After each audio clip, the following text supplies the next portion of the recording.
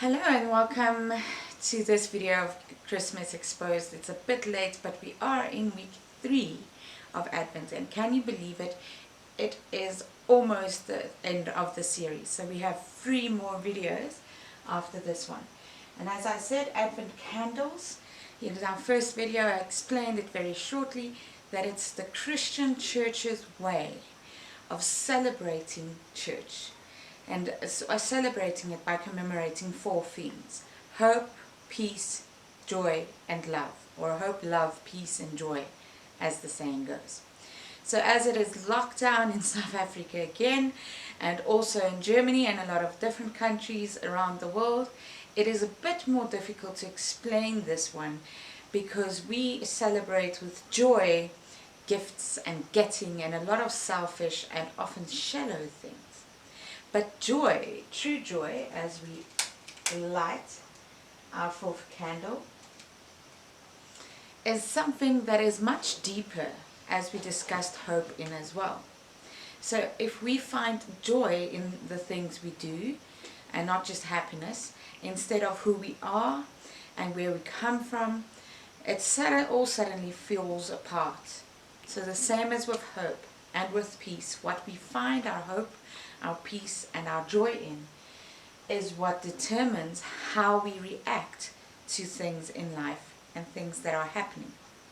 So for this week, as we went from hope, where we looked at the prophets and the belief of the early Jewish believers and people of faith, and how that turned into a peace, and knowing that the coming of Christ has given us the opportunity and the tools to live out that peace and to make peace happen, to become peacemakers.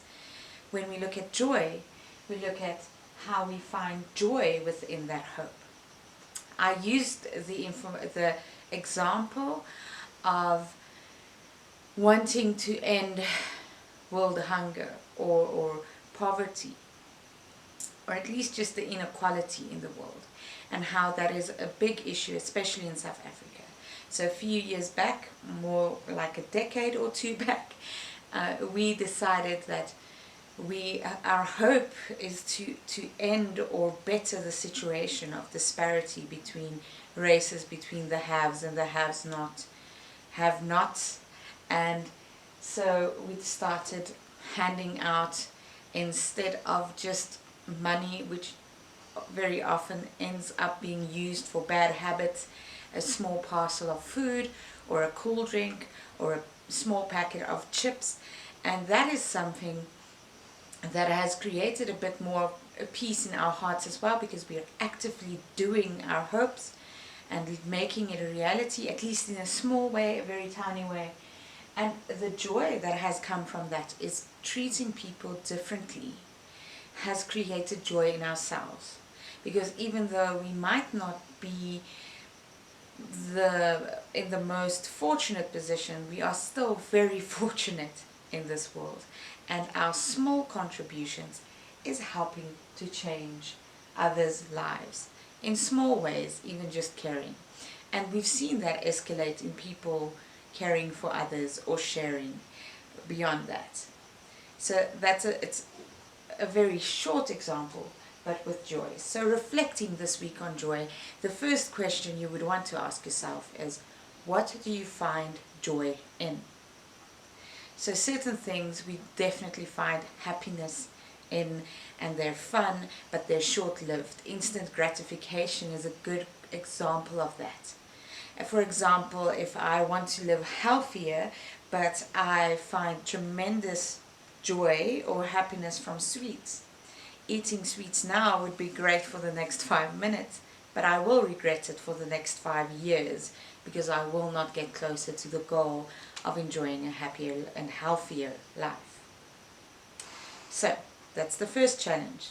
When you've written down reflected on all the joys you have in life, sometimes the joys are your children, and some of them will be great and some of them will be guilty pleasures like chocolate, or perhaps just beating those who beat you.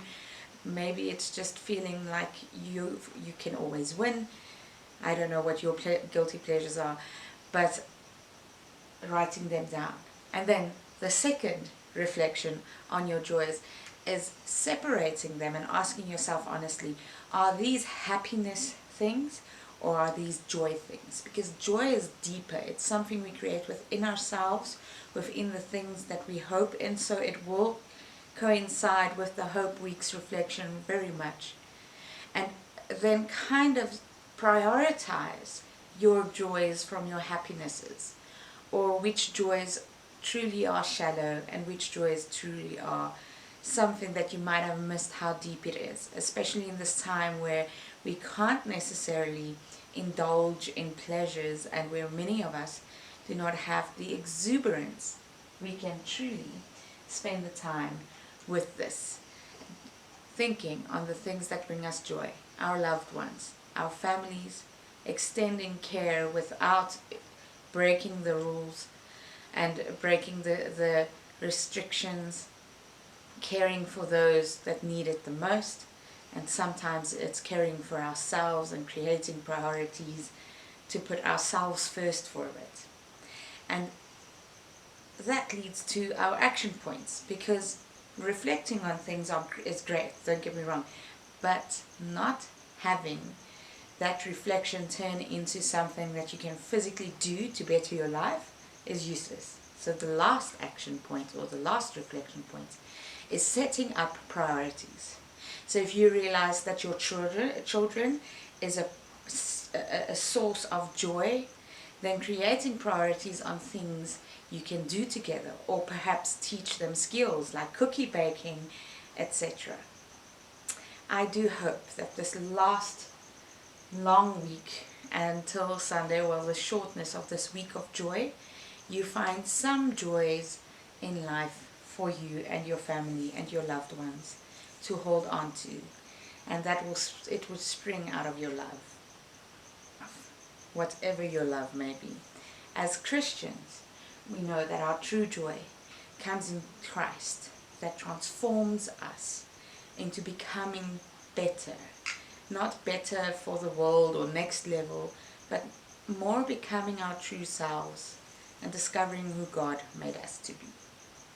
I hope that your week is joyous and filled with a lot of adventure despite the restrictions wherever you are. And in our next video, we are going to talk about Christmas trees, tinsels, and cookies. See you then. Have a blessed one.